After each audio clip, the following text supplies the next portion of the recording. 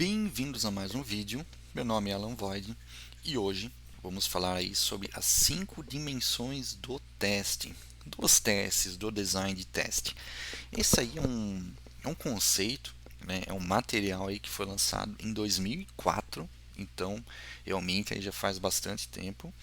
E essas 5 dimensões, né, elas fazem parte de um artigo mais robusto, né, um artigo muito maior, escrito pelo Sam Kanner em 2004, né, obviamente, que o nome desse artigo é Testes de Software como uma Ciência Social. Olha só que título interessante. Inclusive, eu vou deixar aí na descrição do vídeo esse artigo completo, beleza? Só que o nosso foco aqui do vídeo hoje é falar sobre as 5 dimensões dos testes, beleza?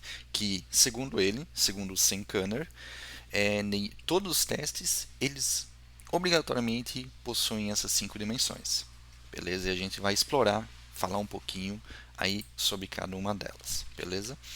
Primeira dimensão, né? São os testadores, são as pessoas que vão executar o teste em si. Aqui algumas observações interessantes, né? Os testadores normalmente eles estão associados à pessoa, né, que está ali junto no time, que está ali junto, acompanhando os desenvolvedores, enfim, né, fazendo aí práticas de shift left testing, enfim. Porém, aqui vocês podem considerar os testadores também possivelmente como um cliente, por que não? Um cliente piloto é uma pessoa que vai testar um software de alguma forma, ok? E a gente sabe muito bem que existem situações onde que isso é necessário, isso é interessante, né, ter uma visão de um testador externo de fato, né, porque aí o testador ele pode ser qualquer pessoa, beleza? Então é uma coisa aí muito importante a ser considerada. Vamos executar esse teste com os nossos QAs dentro do time, vão ser talvez até, né, uma outra opção, são pessoas dentro da própria empresa, porém de outros times que talvez tenham mais conhecimento do negócio, talvez faça sentido elas estarem executando aqueles testes, né? Então, obviamente, né, que existem várias situações e, de novo, né, depende muito aí da experiência do QA, do time, né, que ele está trabalhando, de entender o que faz mais sentido para cada uma das situações. Em linhas gerais, obviamente, quem vai testar é o QA, obviamente, que está aí junto com o time no dia a dia. O resto eu entendo que são mais exceções, beleza? Então, essa é a primeira dimensão aí de um bom teste, de um bom não, né? De todos os testes aí que existem, beleza? De um bom design de teste. Legal. E aqui o segundo é o coverage. O que vai estar aí no escopo dos meus testes? Então aqui a gente tem que tirar essa interpretação de cobertura de código, por exemplo. Não é o caso aqui, considerando as 5 dimensões dos testes, beleza? Vai ser mais no sentido de, por exemplo, eu vou testar essa minha implementação de forma funcional, eu vou fazer, por exemplo, um teste de performance, eu vou talvez fazer um teste de segurança e dentro de cada um deles, né, o que que eu vou estar de fato cobrindo, né, qual que vai ser a cobertura do meu teste. Então eu preciso ter uma cobertura.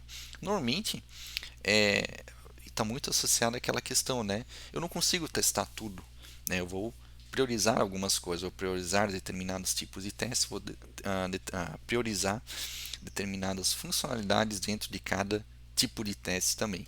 Então, é uma característica essencial, obrigatória, né, que vai existir quando eu estiver aí executando um teste, planejando um teste. Cobertura, beleza?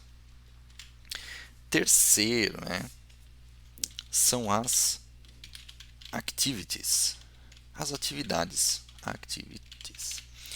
São as atividades, né? O que eu quero dizer com as atividades? É como eu vou testar aquela minha implementação, por exemplo.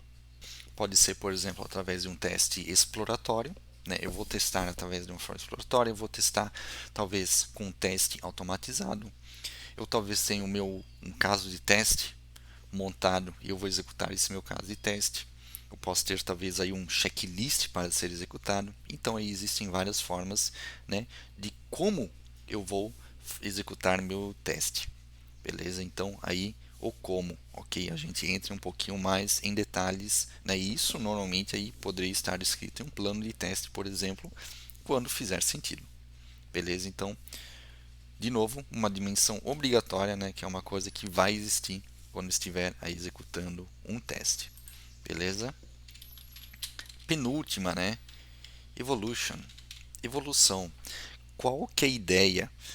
Bom, essa dimensão responde como eu vou decidir se meu teste ele passou ou falhou, né? Então, esse é um ponto aí bem importante, porque a gente pode aí ter várias formas de chegar nesse resultado, né? De fazer isso. Por exemplo, eu posso usar requisitos, eu posso usar o conhecimento do analista de negócio, né? Eu posso chamar o analista de negócio, executar o teste junto com ele, ele vai me passar, vai me falar se aquilo passou ou não. Vai ser, obviamente, meu conhecimento, minha experiência. Vai ser, por exemplo, comparando com uma execução passada, com o resultado de uma execução passada. Pode ser comparando dois produtos que deveriam ter comportamentos similares. Os próprios requisitos, né, eu acho que eu até já comentei. Checklists, de novo, né, eu posso ter, comparar com checklist, eu posso, enfim, ter várias possibilidades de como eu vou decidir se o meu teste ele passou ou não. Importante aqui dizer, né, que normalmente essa execução de teste, né, essa dimensão tem que ser algo muito objetivo, né? Então, como eu falei, né, eu dei um exemplo muito mais exceção, né, de executar o teste junto com o analista de negócio, né, e ele vai me dizer, ok? Depende muito da interpretação dele, né? Às vezes pode ser até alguma coisa mais subjetiva. Isso é um perigo, né? Quando a gente fala em software, né? Obviamente que existem muitas discussões que surgem durante o desenvolvimento, né? O desenvolvimento é algo extremamente complexo. Então, a gente quer fugir da subjetividade o máximo possível, porque a subjetividade inclui mais complexidade dentro do processo de desenvolvimento de software. Então, a gente sempre está buscando aí resultados objetivos. Beleza? Então, sempre uma dica, né? Sempre buscar a objetividade, né? Então, requisitos bem descritos, critérios de aceitação, por exemplo, né, nas histórias bem descritas, regras de negócio bem descritas, enfim, eu quero subjetividade, quero objetividade e simplicidade na medida do possível. Ok, eu preciso saber com clareza quando que meu teste, quando meu produto ele funciona e quando meu produto não funciona. Beleza? E a última dimensão, né, são os problemas potenciais, né? Muito associado à questão dos riscos, né? Qual pergunta que eu vou estar respondendo nessa dimensão? É por que eu estou testando?